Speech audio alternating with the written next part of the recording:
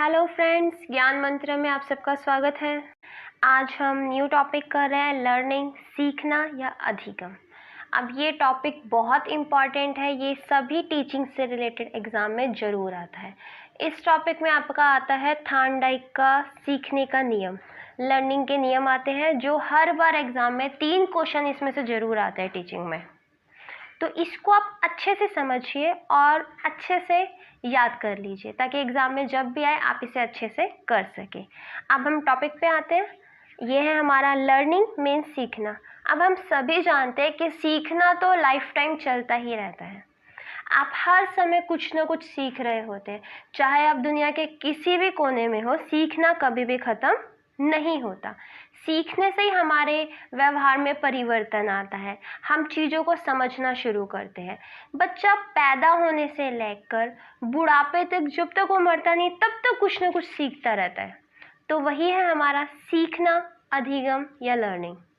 अब इसके लिए बहुत सारे हमारे विद्वान हुए हैं जिन्होंने परिभाषाएं दी है सीखने की, लर्निंग की। वो है जैसे क्रो एवं क्रो के अनुसार आदतों, ज्ञान व अभिवृत्तियों को अर्जित करना ही अधिगम है। अब चाहे कोई आदत सीखो, आप ज्ञान सीखो या अभिवृत्ति, इन सबको ही सीखना क्या है? अधिगम। वुडवर्थ के अनुसार नवीन ज्ञान और नवीन प्रतिक्रियाओं को प्राप्त करने की प्रक्रिया ही सीखने की प्रक्रिया है। जो भी आप नया सीखते हो वो भी सीखने की प्रक्रिया है। गिलफोर्ड ने कहा है, व्यवहार के फलस्वरूप व्यवहार में किसी प्रकार का परिवर्तन आना ही सीखना कहलाता है। अब इन्होंने भी कह दिया कि व्यवहार में जो भी आपके परिवर्तन आ रहा है, जो भी आप सीख रहे हो, वो क्या है? सीखना। अब सीखने की कुछ विशेषताएं बताई गई है जो इस प्रकार है। सीखना सार्वभौमिक है, समझ गए ना? सीखना यूनिवर्सल है, विश्वव्यापी है, हर जगह सीखना चलता रहता है। सीखना जीवन पर्यंत है, सीखना पूरी लाइफ चलता रहता है, कभी रुकता नहीं है। थर्ड है हमारा सीखना विकास है, सीखते हो आप तभी आपका विकास होता है। सीखना एक अनुकूलन प्रक्रिया है। फिफ्थ है सीखना परिवर्तन है। सिक्स्थ सीखना उद्देश्यपूर्ण होता है। सेवंथ सीखना विवेकपूर्ण है। एट्थ सीखना एक तरह की खोज करना है। नाइन्थ सीखना व्यक्तिगत और सामाजिक दोनों है। अभी आपने पढ़ा कि सीखना कितना कुछ है, ये सीखने की विशेषता है। ये हमारा लाइफ टाइम चलता है, विश्वव्यापी है, इसी से हमारा विकास होता है, हमारे व्यवहार में परिवर्तन इसी से होता है। हमारे लाइफ के जो उद्देश्य होते हैं वो सीखने से ही ख़त्म होते हैं। एक नई खोज है, समाज में लोगों से मिलना जुलना, उनके साथ रहना भी एक सीखने की ही प्रक्रिया है जहाँ बहुत कुछ सीखते हो। अब हम आते हैं अधिगम के नियम पर। अब अधिगम का नियम किसने दिया है? अभी मैंने आपको स्टार्टिंग में ही बताया था, थॉर्नडाइक ने। थॉर्नडाइक ने अधिगम के 2 प्रकार के नियम दिए हैं, प्राइमरी लेवल और सेकेंडरी लेवल। ये दोनों ही बहुत इम्पॉर्टेंट है, दोनों में से 2-3 क्वेश्चन जरूर आएंगे, तो ये आप अच्छे से समझिए। पहला है प्राइमरी लॉज ऑफ लर्निंग, सीखने के प्राथमिक नियम। दिया किसने है? थॉर्नडाइक ने। ये होते हैं कितने प्रकार के? 3 प्रकार के। पहला तत्परता का नियम, सेकंड अभ्यास का नियम एंड थर्ड प्रभाव या संतोष का नियम। हम पहले पे आते हैं तत्परता। अब तत्परता क्या होती है? किसी चीज़ को करने की इच्छा। ये नियम बड़ा सिंपल है, आप इसके नाम से ही समझ सकते हो। जब तक आपकी किसी काम को करने की इच्छा ही नहीं होगी, किसी काम को करने का इंटरेस्ट ही नहीं होगा, तो आप उसे कभी सीख नहीं सकते। जिस चीज़ में ज़्यादा इच्छा होती है, जिस चीज़ को हम सीखना चाहते हैं, हम उसी को अच्छे से सीख सकते हैं। तो ये नियम वही बताता है। हमारे अंदर काम करने की तत्परता होती है, जिस काम को करने में मज़ा आता है उसको करने के लिए हम सदैव तत्पर बैठे होते हैं। किसी काम को करने के लिए हमारे अंदर जितनी ज़्यादा तत्परता होगी उतना ज़्यादा ही हमारा सीखना होगा। समझ गए क्या होता है तत्परता का नियम? शब्दों से समझने की कोशिश करें। सेकंड है हमारा अभ्यास का नियम।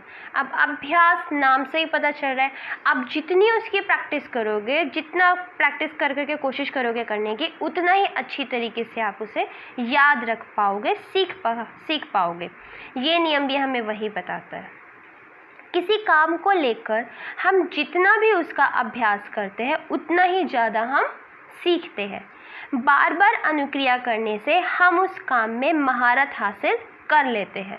आप जितना प्रैक्टिस करोगे उतना आप उसमें परफेक्ट होते जाओगे और एक दिन उसमें महारत हासिल कर लोगे। अब अभ्यास के नियम को 2 भागों में बांटा गया है। पहला उपयोग का नियम, दूसरा अनुपयोग का नियम। अब इसके नाम से पता चल रहा है उपयोग का नियम, लॉ ऑफ यूज। आप जितना उसे प्रयोग करोगे उतना ज़्यादा अच्छे से उसे सीखते जाओगे। ये हमें वही बताता है। अर्थात जो काम हम पहले कहीं पर कर चुके हैं उसी काम का हम कहीं दूसरी जगह प्रयोग करते हैं तो उसे उपयोग का नियम कहते हैं। अनुपयोग का नियम, लॉ ऑफ डिसयूज। जिस काम को हमने एक बार किया और फिर दोबारा उसकी प्रैक्टिस ही नहीं की, दोबारा उसका अभ्यास ही नहीं किया, तो क्या हुआ, उसको हम भूल गए। एक समय के बाद हम उसे भूल जाते हैं, तो वही है अनुपयोग का नियम। नेक्स्ट आता है प्रभाव या संतोष का नियम। अब इस नियम में किसी काम को करने पर उसका जो प्रभाव हम पर पड़ेगा उस पे हमारी सीखने की गति निर्भर करती है। जैसे कि अगर हम कोई कार्य कर रहे हैं और उससे हमें अच्छा रिजल्ट मिलता है तो हम उसे और सीखेंगे, लेकिन अगर किसी काम को करने पर हमें अच्छा रिजल्ट नहीं मिलता, सजा मिलती है, तो क्या हम उसे दोबारा सीखेंगे? बिल्कुल नहीं। इसका उदाहरण भी ले सकते हैं। किसी काम को करने पर अगर हमें पुरस्कार मिलता है तो हम उस काम को बार बार करते हैं, लेकिन यदि सजा मिलती है तो उस काम को हम दोबारा नहीं दोहराते। यही है हमारा प्रभाव या संतोष का नियम। जिस काम को करने पर हमें सेटिस्फिकेशन मिले वो हम सीखते हैं खुशी से, और जिस काम को करने पर हमें सजा मिलती है उसको दोबारा नहीं करते। अब ये थे हमारे सीखने के प्राथमिक नियम, प्राइमरी लॉस ऑफ लर्निंग। अब हमारे सेकंड आते हैं secondary loss of learning. Thorndike के अनुसार सीखने के गौण नियम। अब इनकी संख्या है 6। ये टोटल होते हैं कितने? 6।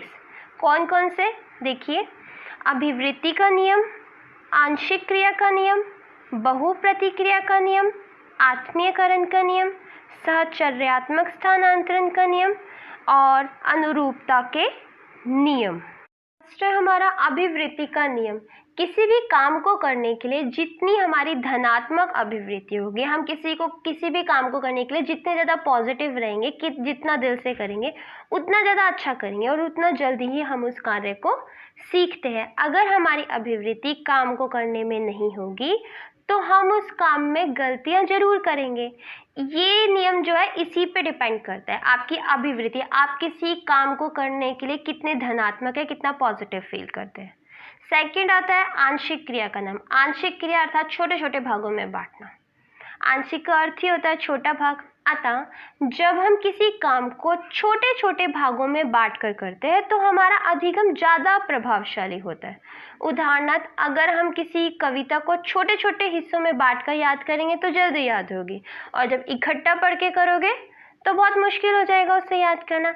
ऐसे ही अगर आप कोई क्वेश्चन भी याद करते हो तो आप क्या करते हो, उसके छोटे छोटे से पॉइंट्स बना लेते हो ताकि वो चीज़ आपको अच्छे से आ जाए, और जब आप इकट्ठा करने की कोशिश करते हो तो उसे भूलना तो पक्का होता ही है। तो ये आंशिक क्रिया का नियम इसी को सिखाता है। थर्ड है हमारा बहुप्रतिक्रिया का नियम। किसी काम के प्रति हम जितनी भी क्रियाएं करते हैं उतना ही उस काम को सीखने में महारत हासिल करते हैं। अब एग्जाम्पल ले लेते हैं। जब हम एक पाठ को याद करते हैं तो उसके लिए उसकी प्रश्नावली, उसके शब्दार्थ, उसके सही गलत वगैरह जो भी उसका काम होता है उन सब की हम प्रैक्टिस करते हैं, तभी हम उस काम को परफेक्टली सीख पाते हैं। जैसे अभी आप ये चैप्टर पढ़ रहे हो, इसके बाद जब आप इसके क्वेश्चन सॉल्व करोगे उसके बाद ही आपको उसमें महारत हासिल होगी। तो बहुप्रतिक्रिया का नियम भी यही सिखाता है कि जो चीज़ आपको सीखनी है उसको आप विभिन्न विभिन्न प्रकार से प्रैक्टिस करो। फोर्थ आता है आत्मीकरण का नियम। जब बच्चा पूर्व ज्ञान को नए ज्ञान के साथ जोड़ता है तो आत्मीकरण कहलाता है। जो हमारा पुराना ज्ञान है उसको नए ज्ञान से जोड़ना क्या है? आत्मीकरण। अब इसको ये ऐसे भी कह सकते हैं, नए ज्ञान को आत्मसात करना आत्मीकरण कहलाता है। जितना ज़्यादा हम आत्मसात करते हैं उतना ही ज़्यादा सीखते हैं। फिफ्थ आता है सहचर्यात्मक स्थानांतरण का नियम। इस नियम के अनुसार कोई भी काम जिसे करने की क्षमता व्यक्ति में है एक नए उद्दीपन से भी उत्पन्न हो सकता है। बाद में इसे परंपरागत अनुबंधन कहा गया। अब ये वह नियम है कि जो काम आपको पास्ट में आता है आप वैसा का वैसा उठाकर उसको नए काम में लगा दो, कि आपको पहले से वो काम आता था, आपने वैसे ही उसका प्रयोग नए काम में कर लिया। अब इसे बाद में परंपरागत अनुबंधन का नियम भी कहा गया, जो किसकी थ्योरी है? पावलोव की थ्योरी है। अब उन्होंने पहले तो खाना उद्दीपन बढ़ाता था पावलोव की थ्योरी में, उसके बाद घंटी अनुक्रिया बढ़ाने लग गई। तो बात तो वही है ना, खाना ही हर बार दिया गया लेकिन अनुक्रिया दूसरे में आकर फिट हो गई। तो यही है हमारा सहचर्यात्मक स्थानांतरण का नियम। हमारा सिक्स्थ आता है सादृश्यता या अनुरूपता के नियम। अतीत की समान परिस्थिति में की गई अनुक्रिया के आधार पर नई स्थिति के प्रति अनुक्रिया करना सादृश्यता का नियम कहलाता है। अब इसे आप एक उदाहरण से समझ सकते हैं। जैसे एक बच्चा पहले जब मोटरसाइकिल चलाना सीखता है तो वह यह सीखता है कि कैसे हैंडल पकड़ना है, कैसे गियर लगाना है, कैसे बाइक को बैलेंस करना है। ऐसे ही जब वह कार चलाता है तो गाड़ी को बैलेंस करने तथा हैंडल पकड़ने में अतीत का सीखा हुआ काम में लाता है, मतलब अपने नए काम में पुराने सीखे हुए को यूज कर रहा है। यही है हमारा सादृश्यता या अनुरूपता का नियम। ये थे थॉर्नडाइक के लॉज ऑफ लर्निंग। अब थॉर्नडाइक ने जो प्राइमरी और सेकेंडरी लेवल के लॉज दिए वो मैं आपको समझा चुकी हूँ। आज का चैप्टर इतना ही। अगर आपको कुछ समझना है तो आप कमेंट में मुझसे सवाल पूछ सकते हैं। तो धन्यवाद।